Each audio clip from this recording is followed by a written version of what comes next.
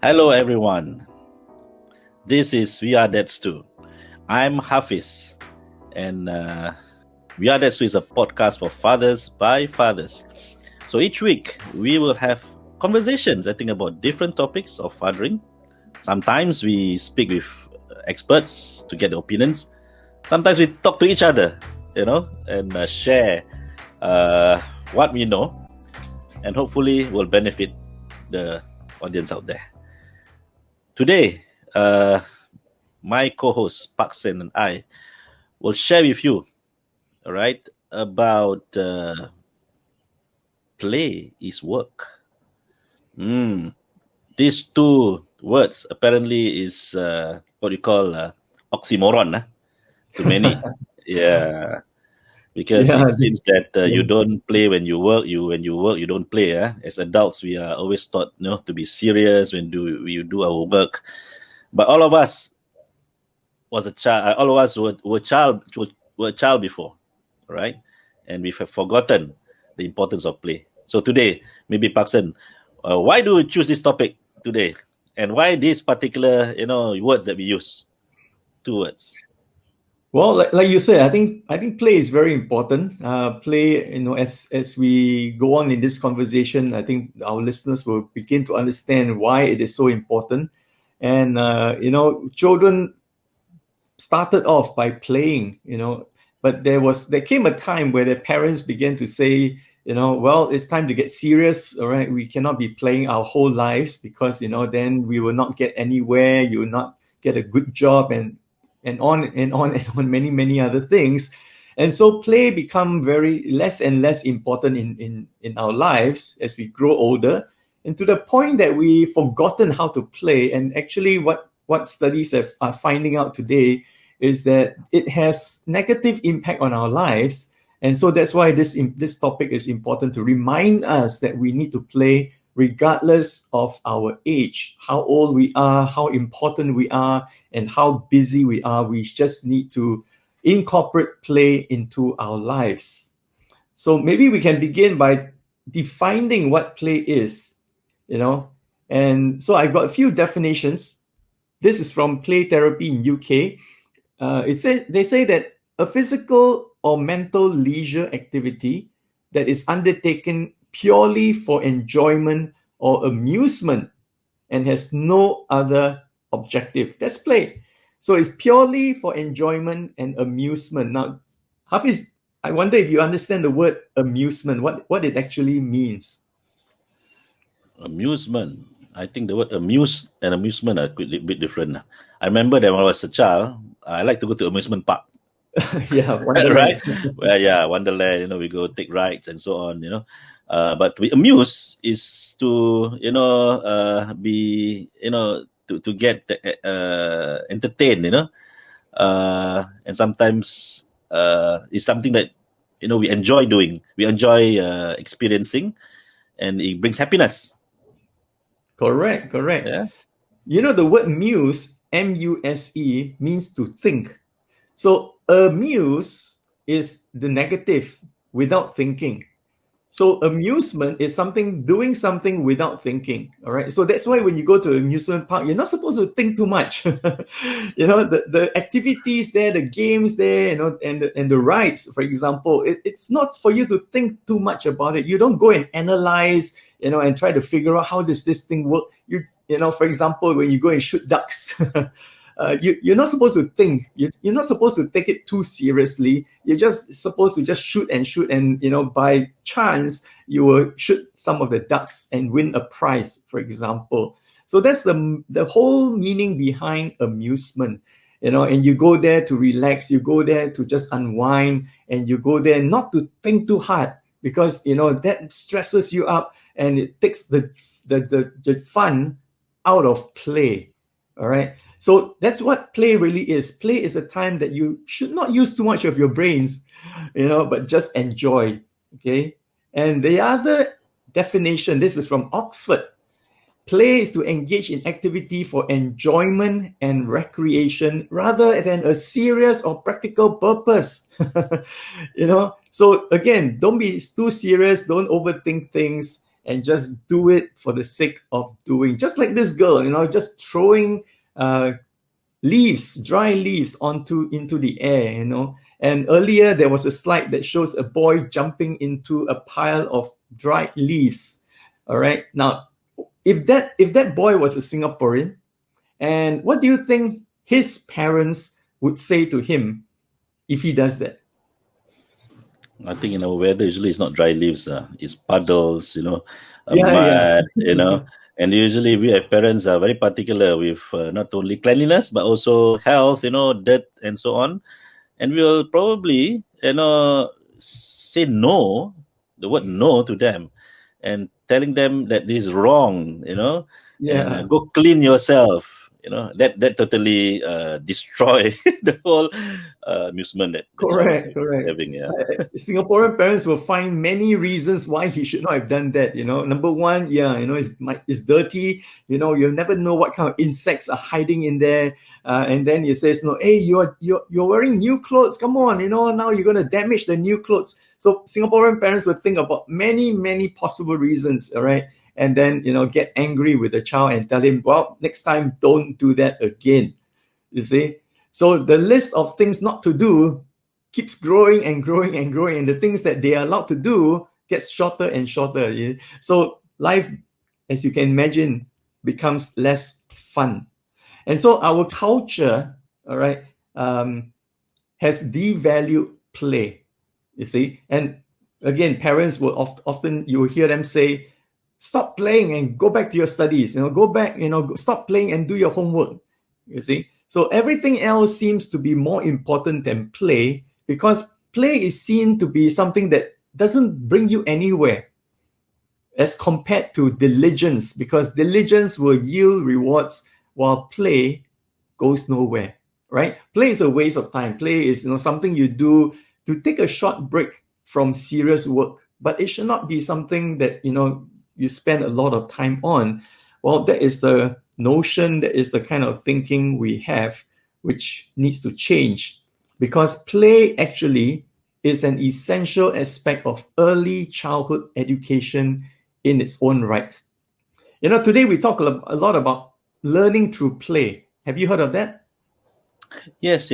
However, just to highlight, some parents some parents, not all, may have problem not. It's not as stopping the children to play, but allow the children to play and play and play on their own, as if it gives them the time, to do other things. And I think later we probably discuss the importance of directed play, right? How the parents can be involved. So I think we are talking also about parents' involvement here, right? And you talk about play, very essential. I think, yeah, definitely, and to education. So I know that, for example, in early childhood, there are various approaches to teaching and learning. And one particular one is what most of us already know, Montessori. So, I think it's a matter of how you want to approach the philosophy of teaching. Because Montessori uses play and a lot of motor skills, right? Emphasis on motor skills. Sensories. They use multiple sensories to learn certain things. Yeah.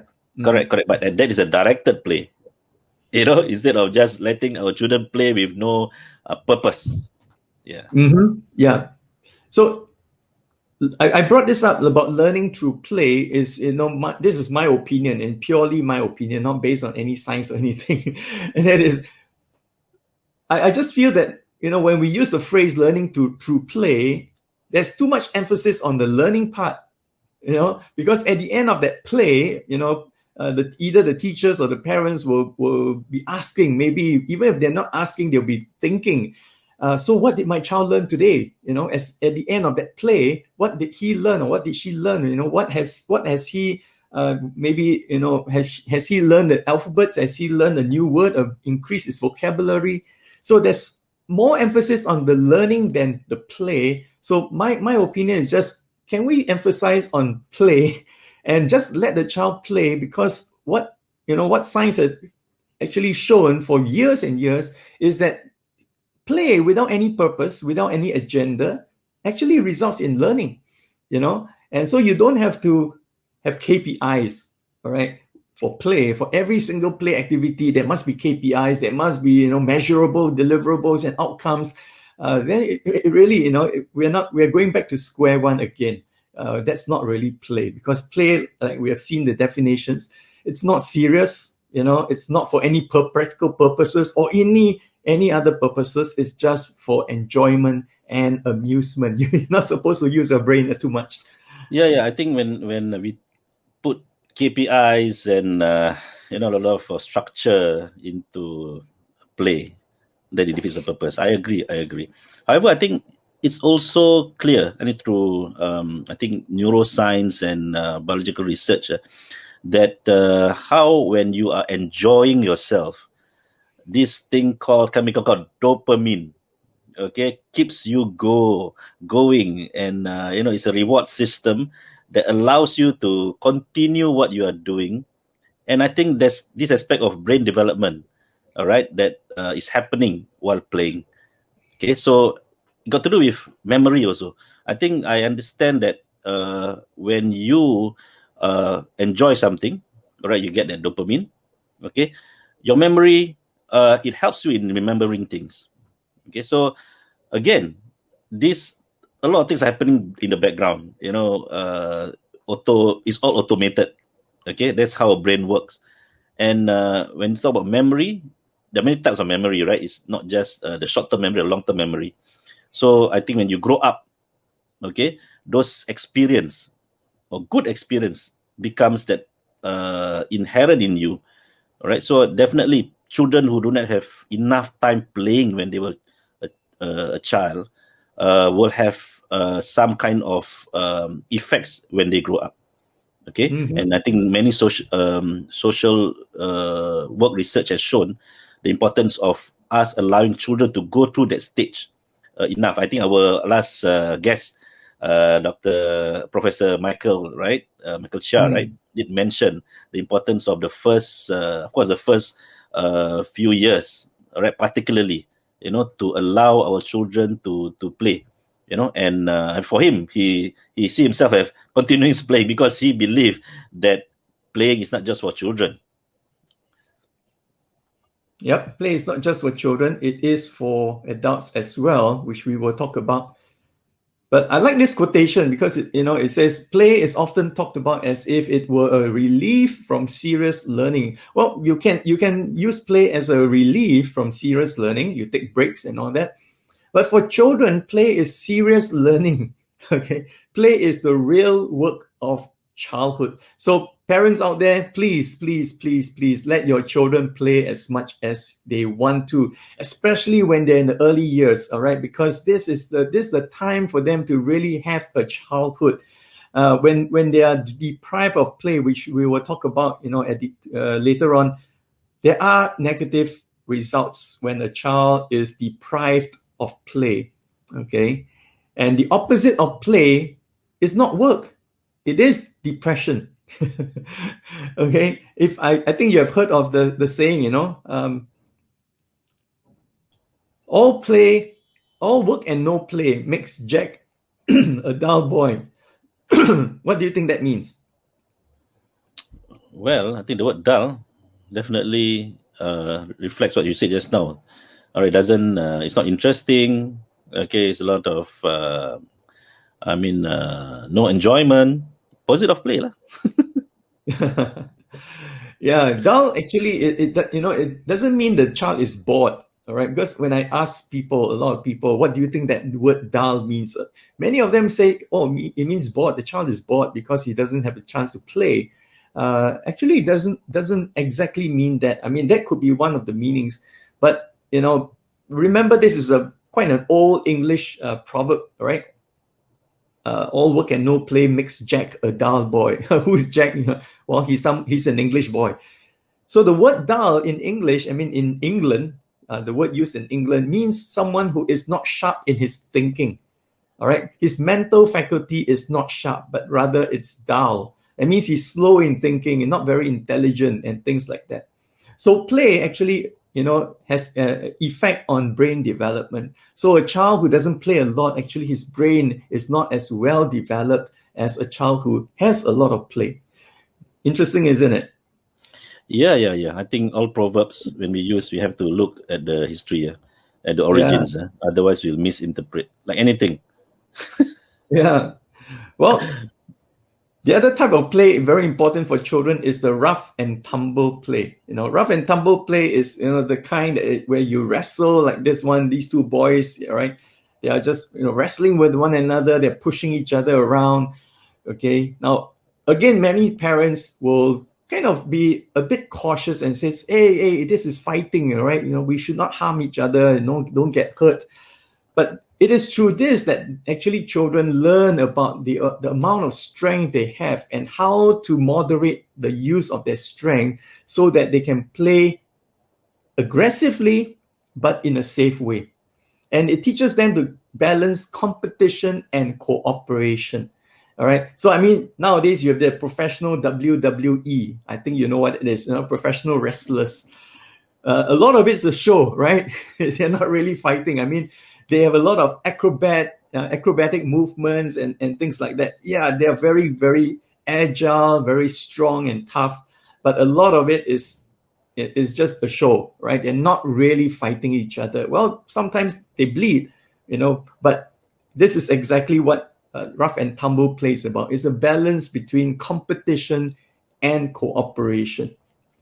And this is WWE is something. basically not only a show, all right? It's like let's say most of them, like Hulk Hogan and The Rock, they become very good actors. Exactly. Because they have a lot of practice. A lot of practice in acting.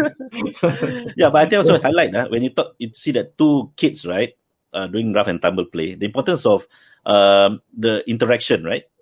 That play when done with another person. I mean, today we have play done on a computer alone. There's another person on the other side, but you cannot feel the person physically. You cannot really smell the person. You don't have that vibe the same as you are in front of the person physically. So I think it's different when somebody play you play a game online and you play the game physically. We have to say this because this element of social interaction is missing. And I think social interaction and you mentioned about something like social, emotional regulation. I mean, how children are able to regulate the emotions, okay, and this will go a long way when they grow up, because when they grow up, I mean, for example, when you play around them, there are stresses actually. You're being challenged, you're being attacked. So this act of amygdala being tested. You're being attacked. You need to defend. You're actually learning how to regulate your emotions. And all of us have stress, and I think as you grow up, different kind of stress. Okay, mental stress, work stress, all right, family stress, and I think it's important, all right, that I think to understand that when children, again, when they play in a social setting, that's when the brain starts building, that sense of how do you manage that stress. And definitely, the brain changes, and it will have, and when once it's changed, it remains, okay, and it definitely have an effect over when they grow up later in life, how to cope with challenges in life. I think we talked about this, about resilience earlier in our episode. Yeah. Yeah, correct. So that's very true. A lot of skills are actually being developed through play. Social skills, thinking skills, collaborative skills. Just like these two, little kittens. All right, when they grow up, they're going to be. I think these are tigers, if I'm not mistaken. Tiger cubs. All right. Cute So tiger even cub. among animals in the animal kingdom, play is actually their training ground. To learn how to use skills, to learn the skill, the art of pouncing.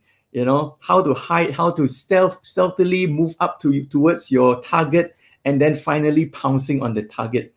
All right. So a lot of skills are being honed during the young early childhood through play. So same thing with the human beings. Play is a very vital component in life.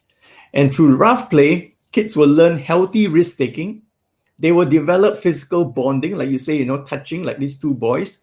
All right. Because touch becomes something, quite weird to us because we are always on the digital sphere. but not in the physical sphere, touching one another because we are playing and engaging with one another.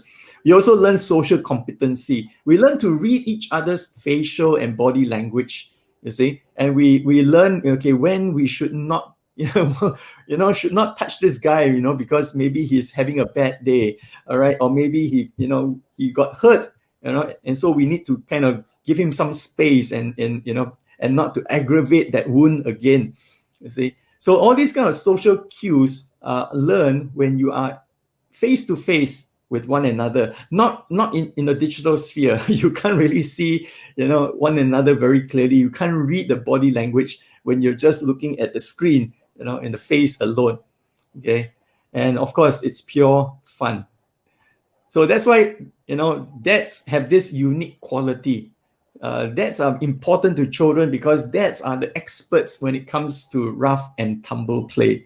All right, they are the ones who throw their babies into the air, and then the wives will say, no, not too high. All right, they're the ones who encourage the children to climb higher and to run faster. And the mothers are usually the ones, that says, no, it's too dangerous. Okay, please don't hurt yourself.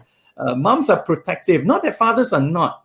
All right, but fathers are the ones who release the children. All right, and the mothers are the one who wants to, keep them. And it's like the hen keeping the chicks under and nearby, right, and protecting them. So that's the difference between moms and dads, right? And that's why every child needs dads, and therefore we are encouraged dads.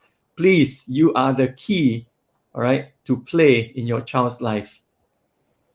Yeah, I think the point is very important, right? I mean, we always think that dads are, the one that provide, the moms are the one that nurture. So I think we have many times tried to debunk this myth.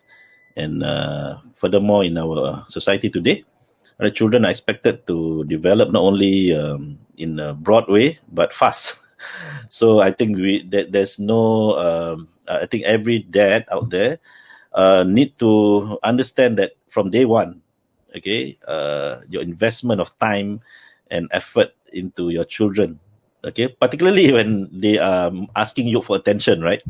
I mean, like you and me, we have children who are in the adult age, they don't need attention from us, but it's the children, the young ones are always asking for attention repeatedly. Never say no when they ask for attention. I think, you will regret it as you grow old and look back, and I should have given more attention to my children, but no time, you will not, get back that time. Yeah.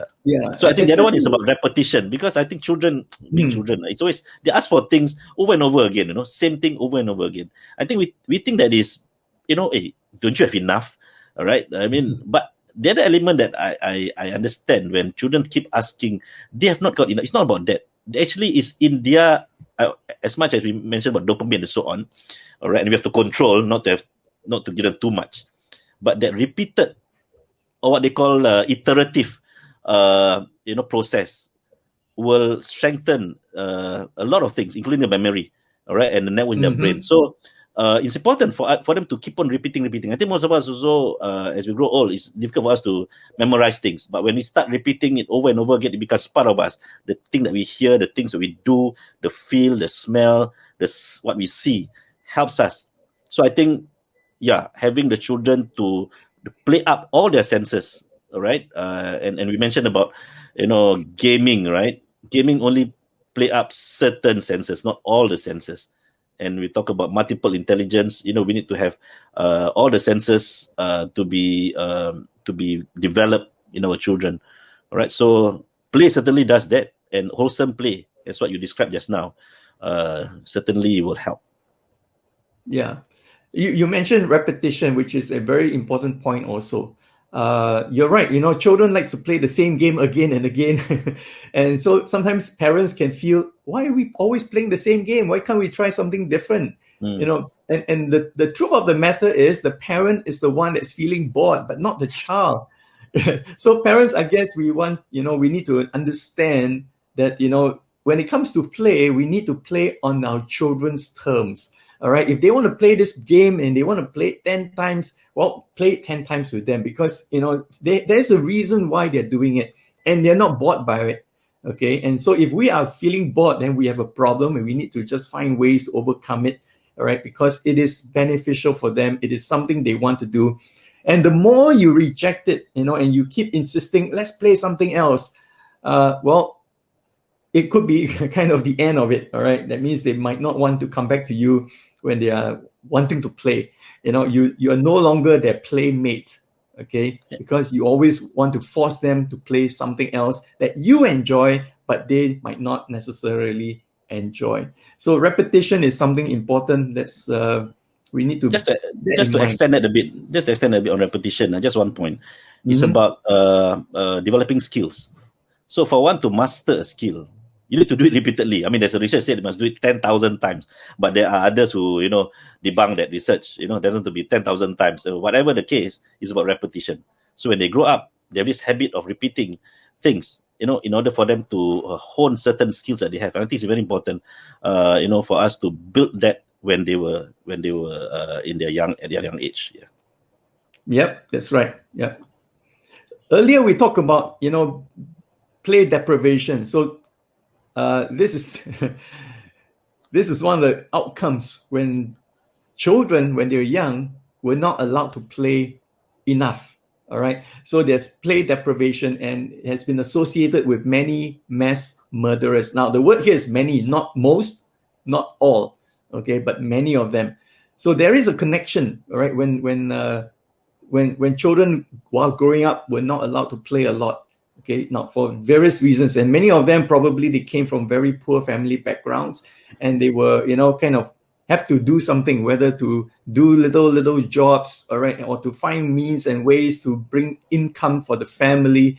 And so they were forced to grow up too old too soon, you see, and so they missed the whole period of their childhood. All right, and so because they missed that developmental years, they've just kind of become maladjusted when they're adults. And many people will say, well, they're actually having mental illness. Well, mental illness is not just a result of genes. May not be just in your DNA. It might be in your DNA, but how you are being nurtured also makes a difference, whether what is in your DNA becomes manifested or not. All right, so it's a balance between nature, which is your DNA, and nurture, how you were being raised and what your childhood was like. These two put together will determine the outcome and what you become when you are an adult. So it's not just, don't blame it on DNA alone. All right, it's a factor of many, many things. Yeah, it's not only blaming on DNA, but blaming on your state of financial status or poverty and so on. I think, of course, in terms of the numbers, it may show, all right, if you do not have time for your children when they were young because you are busy having 2-3 jobs just to survive, okay? I think it's not a matter of just the issue of the divide between poor and rich and poor. I know many cases where the so-called mass murderers or the criminals, they come from well-to-do family. All right, only that probably they do not have that attention given, or they're not given that more holistic childhood. All right, and it makes it reflects, of our parents.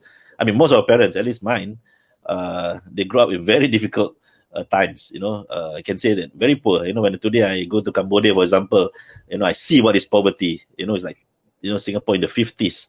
All right, and I can really imagine how my parents' living conditions were like. All right, and yet they grew up okay. I mean, socially apt. They're able to set up good, healthy family. And be able to provide, and as well as in many instances where the parents are able to ensure that the children become very successful despite the economic status. I know of taxi drivers or even just normal laborers who are able to bring up children who do very well. Not only academically, but in the community they become very productive and help others. So again, when you reflect, okay, either you're rich or poor, whether you have everything in life or you think that you don't have much, okay, it's not about that. It's about, I think, when it comes to child development, all right, your mindset. Okay, the mindset that you have with your children, about being part of their life, all right, and making sure that whatever time you spend and whatever amount that knowledge you have is very important as well about bringing up children. Yeah, I think yes, you're totally right. Because it's not dependent on, or should not be dependent on your social economic status. Whether you're upper income bracket, middle income bracket, lower income bracket, doesn't really matter. Those who might not have the means might say to themselves, well, I don't have the money to buy toys, for my children to play with. Well, you don't have to buy toys, because toys are everywhere. Toys are everywhere. Anything in your house or outside the house can become a toy. And there's this thing called the theory of small things. I'm not sure if you've heard of it. And that is basically, for example, you bring your child to the park or to the beach, all right, and you pick up little things. You pick up a stick, a twig, you pick up a few stones, different colors, different shapes, different sizes, and you pick up seaweeds, all right. You pick up dry leaves, for example, and you put them all together, and you and your child, begin to form things with those little objects, those little items. And maybe you can form a face of a girl, a face of a boy, or any other things any other familiar objects that you can form with those items. Now, that is the theory of small things. That means anything out in your surrounding can become a toy, can be turned into a toy, where you can evoke your creativity and your imagination to form things out of it. You see, and the collaboration, the interaction between the parent and the child is what really creates or produces the learning and the development in the child. So it's not about what kind of toys you can buy from Toys R Us or wherever, right? So parents out there who maybe you're not as, you feel that you can't afford those fun toys, all right, from those shops. Well, don't feel bad about it, because you are not at a disadvantage. There are many things you can use at home, all right? You can use pencils and paper just to, create, your child may have the artistic talent that you have not spotted, that has not come to the surface. Well, you never know, all right? So the theory of small things basically means that anything in your surrounding can be made into a toy and can produce hours of fun and creativity. Yeah, that's the word, right? Creativity, right? I think in the past, I remember how we make toy guns, wooden toy guns, and uses casuarina seeds, for bullets. I mean, it's not advisable. And even we don't have proper playgrounds, or enough playgrounds.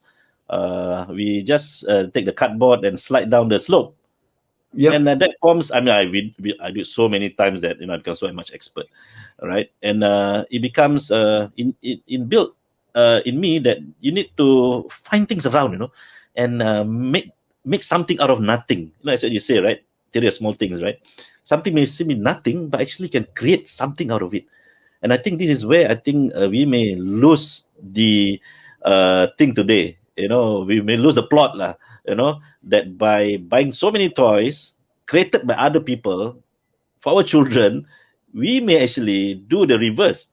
Instead of instilling creativity, we are instilling, non-creativity or dullness, or even not be able to come up with solutions. Because I think you talk about creativity, trying to find solutions, trying to find options, Yeah. and children are good at that. They're always finding new things, doing things that is out, a bit above, beyond our boundary, taking risk.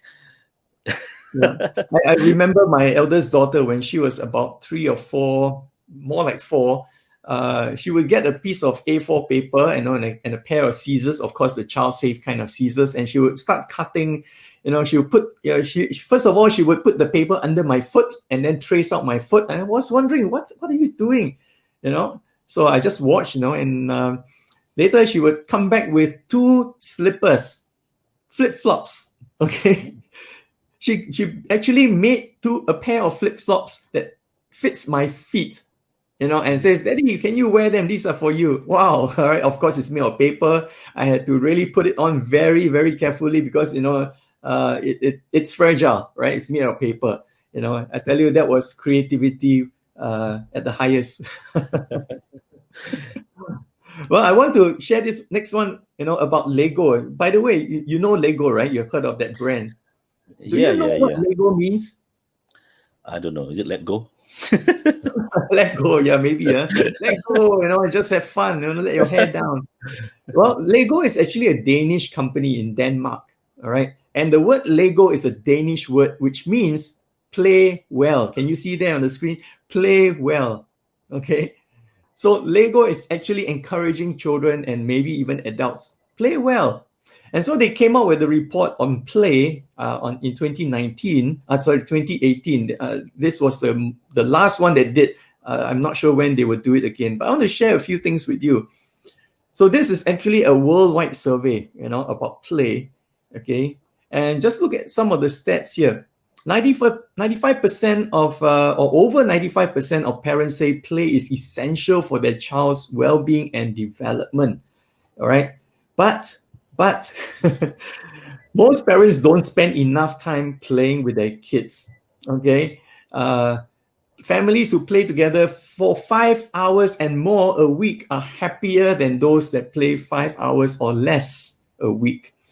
Okay, and 93% of children say playing with their parents make them feel happy. Parents, okay, children say, when I play with my parents, I feel very happy.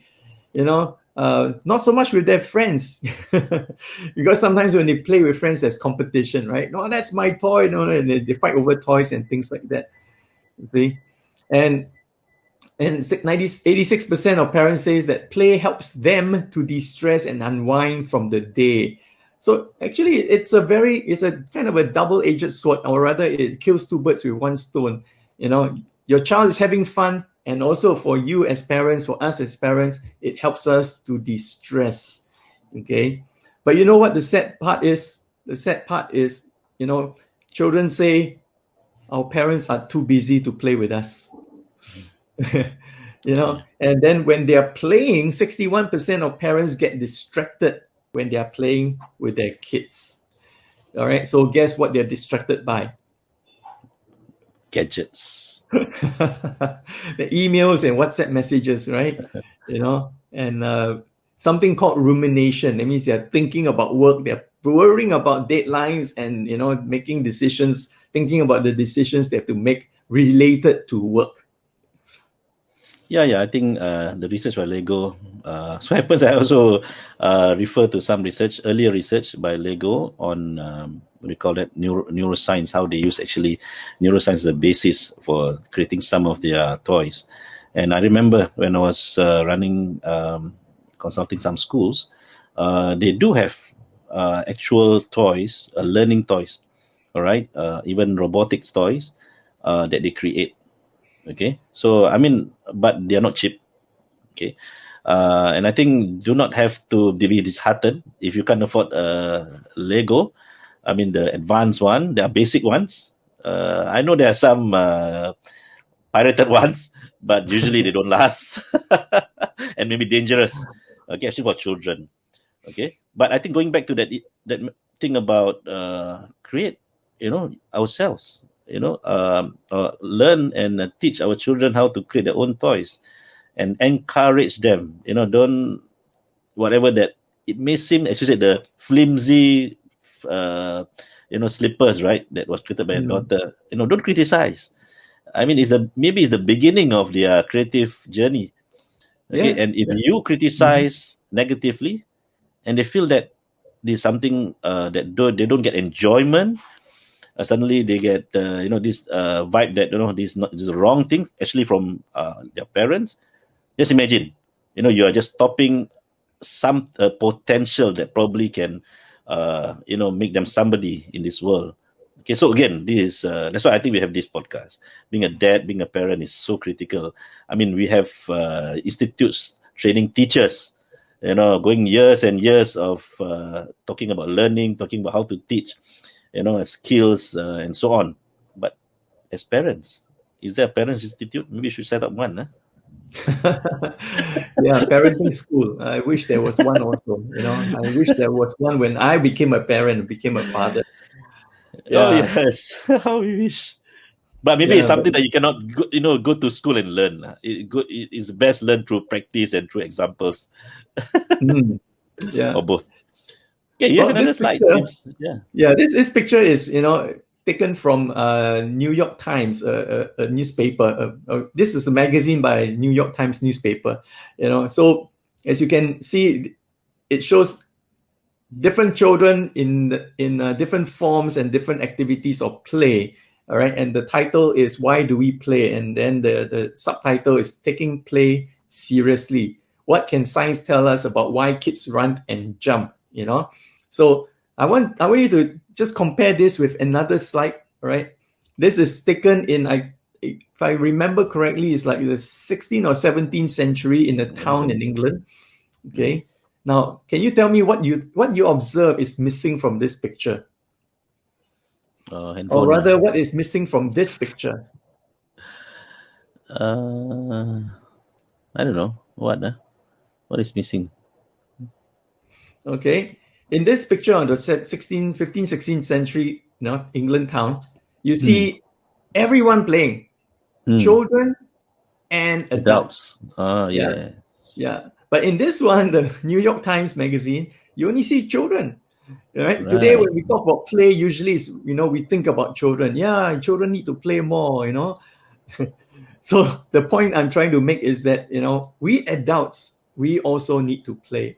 And something is catching on in America, and I hope it comes to Singapore soon. And it's something called adult recess. So do you remember recess when you were in school, Hafiz? Yeah, I don't remember. I remember the What first did you used place to I do? go to is the field. Yeah, that's exactly. Yeah, we all run to the field, to choke the space so that we can play football. you Yeah, know yeah. yeah, so that's what we do. We don't eat during recess, we go and play, right? And then unless it's raining, we can't go and play, so we go and eat, all right? Yeah, so adult recess is a new trend in America, where during the lunch break, all right, workers will go and play. So there are actually companies that have set up these kind of play spaces, all right, where they play, for example, dodgeball, tag, and things like that. Where they can play in groups, small little groups. Okay, but it's short. You don't, it's not like volleyball match, for example. Those kind of little games. And so these workers will take about 3/4 of their lunch break playing, okay, and then take a quick shower and maybe get a quick bite, like a maybe hot dog or sandwich or something like that. And why this thing is really catching on is because they really find that this is something adults need, to be a child again, but not to be childish, but to be a child again, and to really have a recess. Because lunch break, sometimes we have meetings over lunch, and that's something I don't like personally, because I don't like to eat and talk at the same time. I can't. I like to eat mindfully. I like to enjoy the food. I like to chew it, carefully. And I've actually broken a couple of teeth while eating. So I tell myself I can't afford to break any more teeth. So I want to chew my food carefully. So I think mindful eating is important. So let's not have meetings over lunch, but let's have conversations, and let's have just maybe even alone time. Sometimes I have lunch by myself, just to be by myself. But I think the recess thing is also something very necessary for us. Okay, nice. So I think these are words usually, as I said, oxymoron. Adult recess, it doesn't come together. But once you see it, it set me thinking that sometimes we make life so complicated. All right, we forgot that actually we start simple. As children, we think simple things, not so complex things. And then we realize that later, why we have so many problems in life. Maybe making things so complicated.